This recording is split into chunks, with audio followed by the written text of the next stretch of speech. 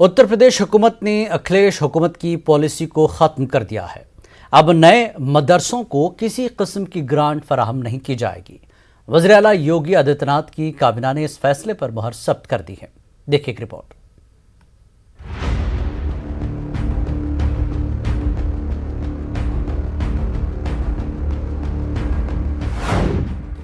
UP में नए मदरसों की मुश्किलें बढ़ी। नए मदरसों को अब कोई माली इमदाद हासिल नहीं होगी। योगी काबीना का फैसला। योगी हुकूमत ने अखिलेश हुकूमत की पॉलिसी खत्म की। उत्तर प्रदेश में नए मदरसों को अब कोई ग्रांट नहीं दी जाएगी। वज़ीर आला योगी आदित्यनाथ ने इस फैसले पर मुहर सख्त कर दी है। योगी हुकूमत की साबिक़ा मुद्दत-ए-कार के दौरान भी मदरसों को ग्रांट नहीं दी गई थी। ताहम अब काबीना ने बाज़ाब्ता तौर पर इस तजवीज़ को मंजूर कर लिया है। अदालत में जाने से भी मदारिस को रिलीफ नहीं मिलेगा। योगी हुकूमत ने अखिलेश हुकूमत की पॉलिसी खत्म कर दी है। फिलहाल यूपी में सिर्फ 558 मदारिस ऐसे हैं जिन्हें सरकारी ग्रांट दी जा रही है। अक़लियती बहबूद और वक्फ के वजीर धर्मपाल सिंह ने बताया कि हालिया 10वीं सतह के मुस्तकिल तस्लीम शुदा मदारिस को साल 2003 तक ग्रांट लिस्ट से मुताल्लिक़ पॉलिसी को खत्म करने की तजवीज़ काबीना में रखी गई थी। इस तजवीज़ की मंजूरी के बाद अब किसी नए मदरसे को ग्रांट लिस्ट में शामिल नहीं किया जाएगा। योगी हुकूमत की साबिक़ा मुद्दत-ए-कार में 146 मदरसों की जानिब से ग्रांट देने की दरख्वास्त की गई थी, जिनमें से 100 मदारिस को तो फहरिस्त में शामिल कर लिया गया था। ताहम बाकी 46 मदारिस का मामला अभी ज़ेर समाअत है। बताया जाता है कि ये मदारिस मयार पर पूरा नहीं उतर रहे थे। मौलाना सुफियान निज़ामी ने हुकूमत से इस फैसले पर नजरसानी करने का मुतालबा किया है। देखिए, कोई भी ऐसा कदम जो मदरसों को मेन स्ट्रीम में जोड़ने वाला हो, मदरसों को तालीम और तरक्की की राहों पर गामज़न करने वाला हो, मदरसों में पढ़ने वाले बच्चों को आम सहूलियात फराहम करने वाला हो, उस पर किसी को एतराज़ नहीं है और न करना चाहिए। जो मदरसे फ़र्ज़ी हैं उन मदरसों को बंद किया जाए, जो मदरसे फ़र्ज़ी तरीक़े से अनुदान ले रहे हैं उन मदरसों की भी निशानदेही की जाए, उन पर भी ताला डालने का काम किया जाए। लेकिन ये जो फ़ैसला किया गया है कि आगे से किसी भी मदरसे को अनुदान नहीं दिया जाएगा, मुझे लगता है कि इस पर सरकार को, हुकूमत को नज़रसानी करने की ज़रूरत है। क्योंकि हमारे वज़ीर-ए-आज़म ने खुद इस बात को कहा है कि मदरसा मॉडर्नाइज़ेशन स्कीम के तहत एक हाथ में कुरान होगा, एक हाथ में लैपटॉप होगा। क़ारी इसहाक़ का मानना है कि यूपी हुकूमत को इस फैसले की वजाहत करनी चाहिए कि यह किस बुनियाद पर लिया गया है, जबकि समाजी कारकुन ताहिरा हसन का कहना है कि तमाम मदारिस के साथ ये सलूक ठीक नहीं। तो मैं समझता हूं कि अगर सरकार ने इसको बंद किया है तो सरकार को अपनी वजाहत पेश करनी चाहिए थी कि वो इसको किस बुनियाद पर बंद कर रही है। क्या उनके पास बजट नहीं है? क्या इसलिए कि मदरसे से मुताल्लिक मामला है, या फिर कुछ और वजह है? जब भी कोई चीज़ शुरू करे या बंद करे तो सरकार की जिम्मेदारी होनी चाहिए कि वो वजाहत पेश कर कर उस कार्य को अंजाम दे। सरकार ने जो फैसला लिया है तो मैं समझता हूं कि सरकार को अपनी ये बात वाज़ेह करनी चाहिए कि वो इसको किस बिहाफ पर बंद करना चाहती है। उत्तर प्रदेश में 558 ऐसे मदरसे हैं जिनको उत्तर प्रदेश सरकार ग्रांट देती है। मेरा मानना है कि नए मदरसों को जो इनका नया एक ऑर्डर आया है कि उसको ग्रांट नहीं दी जाएगी, ये बेहतर होता कि जो मानक पे खरे नहीं उतर रहे हैं उन्हें ग्रांट ना दी जाए। तो मुझे लगता है कि अगर नए मदरसे मॉडर्नाइज होके आ रहे हैं और सभी सब्जेक्ट्स को उसमें इंक्लूड करके पढ़ा रहे हैं और एक साइंटिफिक टेम्पर दे रहे हैं, तो उनको एड मिलना चाहिए, और जो मानक पे खरे नहीं उतर रहे हैं उनको एड को बंद किया जाना चाहिए। इस्लामी madrasa modernisation teachers association of India के कौमी सदर एजाज अहमद ने योगी हुकूमत के इस फैसले पर मायूसी का इजहार किया है। उन्होंने कहा कि मदरसों को अगर माली इमदाद नहीं दी जाएगी तो उनकी तजदीद का काम ठहर जाएगा। इसका सबसे ज्यादा असर उन असातिज़ा पर पड़ेगा जो इन मदरसों में दर्स व तदरीस का काम अंजाम देते हैं। Bureau report, news 18 Urdu. वो लोग भारत माता की जय नहीं बोलते, उनको इस मुल्क में रहने का हक नहीं। जिन लोगों की शिव में आस्था नहीं, वो शिवलिंग पर कैसे यकीन कर सकते हैं? ये कहना है यूपी रियासती ख़वातीन कमीशन की नायब सदर सुषमा सिंह का। मेरठ सर्किट हाउस में प्रेस से खिताब करते हुए सुषमा सिंह ने ज्ञान वापी मस्जिद मामले को लेकर मुतनाज़ा बयान दिया है। सुषमा सिंह का कहना है कि जहां भी मस्जिद के आसपास और नीचे खुदाई की जाती है, वहां शिवलिंग या नाग देवता निकलते हैं। सुषमा सिंह ने कहा कि हालांकि वो इस जगह पर गई नहीं हैं, लेकिन सोशल मीडिया और मीडिया की खबरों के जरिए उन्हें ज्ञानवापी की हकीकत का अंदाजा हो गया है। मैं वहाँ गई नहीं हूँ, जो सोशल मीडिया और जो टीवी दिखा रहा है। और दूसरी बात, जो इतना हमारा पुराना इतिहास कहता है कि जहाँ जहाँ मस्जिद है उसके आसपास और या उसके नीचे जो दबे हुए जब भी कभी खुदाई की गई है तो शिवलिंग ही निकले हैं।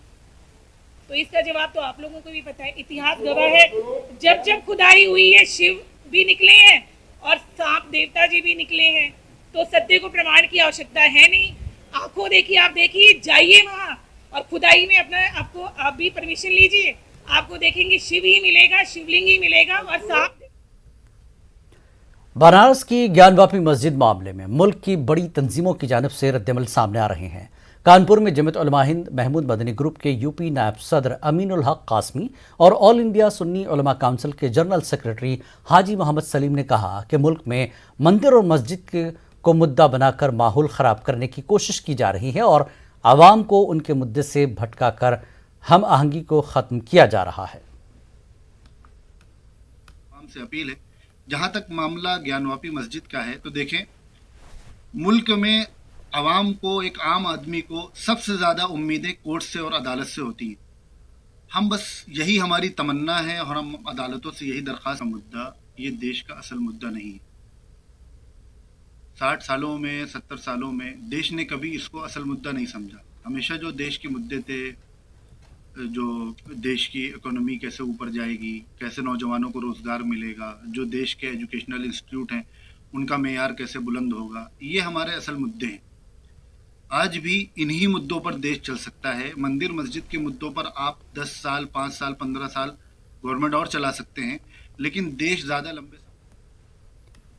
अलीगढ़ की शाही जामा मस्जिद को लेकर शरपसंद अनासिर के जरिए की गई बयानबाजी पर जमीयत उलमा हिंद अलीगढ़ की टीम ने समाजी कारकुनान के साथ जिला इंतजामिया के नाम एक अर्जदाश्त पेश करके मुतल्लिका लोगों पर सख्त कार्रवाई का मुतालबा किया। आज जिम्मेदारान जिला कलेक्ट्रेट पहुंचे, जहां उन्होंने अर्जदाश्त पेश करते हुए कहा कि जामा मस्जिद की तामीर को गैर कानूनी बताकर कुछ लोगों ने भरम पैदा किया है और शहर के पुरअमन माहौल को ख़राब करने की कोशिश की। ऐसे शरपसंदों पर कार्रवाई होनी चाहिए।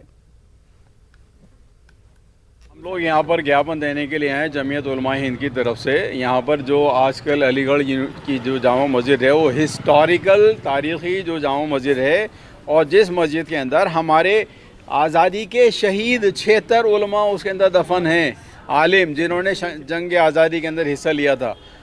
अब जो है वो नफरती तत्व इतने बढ़ चढ़ करके बेखौफ खुलेआम घूम रहे हैं, क्योंकि सरकार ने भी छूट दे रखी है उनको। तो हमारी मांग सिर्फ ये है कि ऐसे लोगों को गिरफ्तार किया जाए, पकड़ा जाए, सज़ा दी जाए, जो बार बार हर जगह, हर शहर के अंदर ये धार्मिक स्थलों को लेकर के ये बार बार शोर मचा रहे हैं। पॉलिटिकल जो बयानबाजी की है उसके खिलाफ इनकी कार्रवाई की मांग है। इसको हम जिलाधिकारी महोदय को प्रेषित है, हम अग्रसर कर देंगे।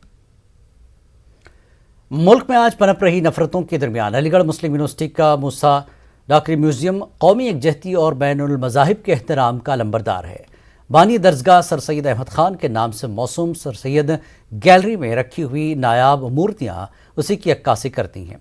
मज़कूरा म्यूज़ियम के इस हिस्से में कई 100 साल पुरानी ऐसी मूर्तियाँ मौजूद हैं जो सर सैयद की फ़िक्र और उनके विजन को ज़ाहिर करती हैं। इंटरनेशनल म्यूज़ियम डे के मौके पर AMU के तलबा जब मज़कूरा म्यूज़ियम को देखने पहुँचे तो उन्होंने बताया कि सर सैयद का तालीमी मिशन था कि उनके यहाँ किसी तरह की कोई तफरीक नहीं थी। यही वजह है कि उन्होंने सिर्फ इस्लामी तारीख़ी चीज़ों को जमा नहीं किया, बल्कि उन्होंने हिंदू और बुद्ध मज़हब की तारीख़ को भी संजोए रखने का काम किया है। देखिए, सबसे पहली चीज़ तो ये है कि सर सैयद अहमद खान ने सबसे पहले क्या किया कि उन्होंने, जब उनकी जो आइडियोलॉजी थी वो था कि इंडियन पीपल्स को जो एजुकेट करना, और उसमें ये नहीं था कि किसी पार्टिकुलर धर्म को टारगेट वो कर रहे हैं कि मुस्लिम्स को ही किया जाए, हिंदूज़ को ही किया जाए। उनका मकसद सिर्फ ये था कि कैसे जो इंडियन पीपल्स हैं वो एजुकेट हो जाएं, और इसीलिए उन्होंने क्या किया कि जो भी कल्चर था इंडिया का उसको म्यूज़ियम्स में जो है प्रिजर्व किया, और जो है ये एक जो है पूरी दुनिया को एक मैसेज दिया, नोटिस दिया, देखिए जो एजुकेशन है वो सबके लिए इम्पोर्टेंट रोल प्ले करती है, सबके लिए ज़रूरत है एजुकेशन हासिल करना। तो इसीलिए आज हम ये जो म्यूज़ियम में चीज़ें देख रहे हैं कि पूरा जो हिंदुज़म, बुद्धिज़्म और जैनिज़्म सारा जो म्यूज़ियम में जो भी चीज़ें रखी हैं वो रिप्रेजेंट कर रही हैं। ऐसा क्यों? यही वजह थी कि जो सर सैयद की सोच थी वो ये चाहते थे कि सारे के सारे जो पीपल हैं, लोग हैं, वो एजुकेट हों, कोई पार्टिकुलर कम्युनिटी का ना हो। तो आज ये म्यूज़ियम यही बता रहे हैं हमको, जो चीज़ें हमें म्यूज़ियम में मिल रही हैं, कि सर सैयद की सोच क्या थी, वो क्या विचारधारा रखते। आज 18 मई इंटरनेशनल म्यूज़ियम डे को हम लोग हैं सर सैयद के एक ख़ास कलेक्शन के अंदर, और आप देख पाएंगे यहाँ पे कि किसी एक मज़हब का कलेक्शन यहाँ नहीं है। यहाँ पे बुद्धिज़्म, जैनिज़्म और मल्टीपल रिलीजन्स आपको देखने को मिलेंगे। उनके एक फ्रेंड थे राजा जयकृष्ण, जिनसे उनकी बहुत अच्छी दोस्ती थी। उन्होंने अपने जो आर्टिफैक्ट्स थे वो सर सैयद को दिए थे, और वही यहाँ पे सबको दिखाने के लिए रखे हुए हैं। इससे एक मैसेज जाता है, अलीगढ़ मुस्लिम यूनिवर्सिटी एक मैसेज देती है कि ये सिर्फ एजुकेशन को प्रमोट करती है, ये इंडिया को अपलिफ्ट करने की बात करती है। यहाँ पे कोई ऐसी तफरीक नहीं है, यहाँ पे कोई इस तरह का डाइवर्जन नहीं है जिस तरह का। मुरादाबाद में हज को जाने वाले अफराद के लिए एक तरबियती कैंप का इनेकाद किया गया। शहर के दीवान का बाजार में वाक़ई मदरसा जामे नईमिया में इस तरबियती कैंप का इनेकाद किया गया। इस तरबियती कैंप का मकसद इस मरतबा हज को जा रहे अफराद को हज से मुतल्लिक़ इन अरकान से वाकिफ़ कराना है जो हज के दौरान अदा किए जाते हैं। इस मदरसे के उस्ताद मौलाना मोहम्मद अकबर अली साहब ने इस तरबियती कैंप में लोगों को हज से मुतल्लिक़ अरकान की जानकारी फराहम की। इस मौके पर कसीर तादाद में ख़वातीन और मर्द हजरात मौजूद रहे जो इस मरतबा हज को जाने वाले हैं। तरबियती कैंप से मुतल्लिक़ जानकारी देते हुए मदरसे के नायब मुफ्ती मोहम्मद सुलेमान साहब ने बताया कि हर साल इस तरबियती कैंप का इनेकाद किया जाता है।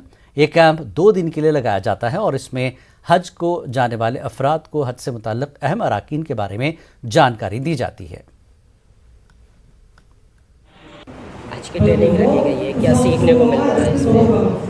काफ़ी कुछ सीखने को मिल रहा है। हज के अरकान कैसे करने हैं, सही तरीके से कैसे करने हैं, क्या क्या चीज़ किस हिसाब से करनी है, किस कायदे से करनी है, क्या चीज़ पहले क्या चीज़ बाद में, दम लाजिम ना हो तो उसके हिसाब से क्या तकल्लुफ़ रखनी है, सब कुछ पता चल रहा है, सही से पता चल रहा है। अच्छा है सब। भाई वही हज के अरकान वगैरह हैं जो करने हैं वहाँ पर, हज के अरकान बताए गए हैं सब।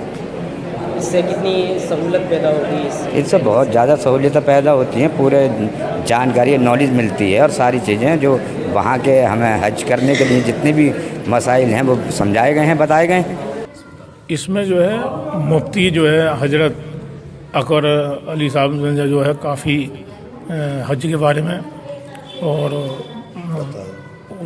काफ़ी जो है बताया है, जानकारी दी है, और जो जितने भी अरकान हज के हैं उनके बारे में सब गहराई से सबको समझाया है और उम्रे के बारे में भी समझाया है।